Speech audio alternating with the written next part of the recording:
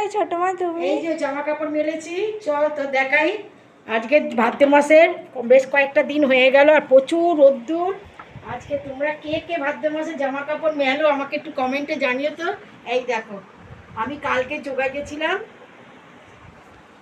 এগুলো দেখা এখানে চলা, এত দেখাতে হবে না, এমনি ঘুরিয়ে দে না। হ্যাঁ,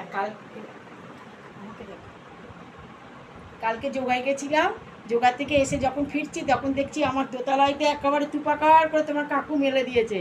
আজকেরও আবার সকালবেলা খুব রোদ্দুর, এই সকালবেলা অনেক জামা কাপড় সায়া ব্লাউজ আজকে বেরোয়নি, সব এইগুলো করেছি। তোমরা কারা কারা ভাদ্র মাসে জামা কাপড় মেলো একটু কমেন্টে জানিও।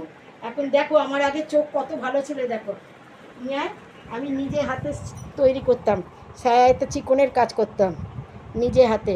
এখন তো চোখেই দেখতে পাই না, এসব ভাবিই না, এইসব অতীত, এসব ভাবার অতীত। এই দেখ, তখন নিজের হাতের এই সমস্ত কাজ করেছি, কত কাজ করেছি এই সমস্ত। চল আজকে কি কি রান্না হয়েছে তোদের দেখাই। আর আজ তো শনিবার, এদিকে অনেক কিছু রান্না করেছে। হ্যাঁ, আজকে শনিবার, শুভ দুপুর। হ্যাঁ, আজকের আর তো নিরামিষ খাবো, তাই আজকে একটু অন্য ধরনের রান্না করেছি। এই যে একটু করেছি পোলাও করেছি, শুধু কিশমিশ পোলাও করেছি, এটা কিশমিশ দিয়েই পোলাওটা হয়েছে, আর কিচ্ছু দিইনি।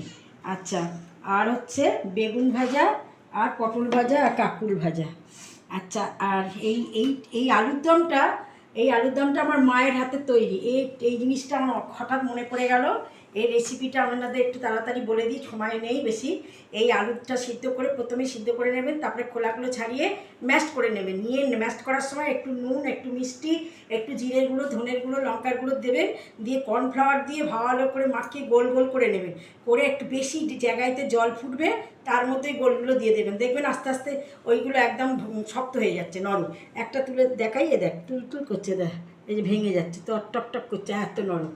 তারপরে এইগুলোকে গরম জলে যেই ভেসে উঠলো, তুলে, ভেসে ঠিক নয়, মানে গরম জলে ফুটিয়ে নিলাম, নিয়ে তুলে রেখে দিলাম। তারপরে ধনের জিরে, লঙ্কার গুঁড়ো, জিরে, তেজপাতা, শুকনো লঙ্কা ফোড়ন দিয়ে, একটু মিষ্টি, একটু দিয়ে একটা পেস্ট তৈরি করে নিয়ে সেইটা কড়াই দিয়ে এটা করে নামালাম আর পেয়ে নিই।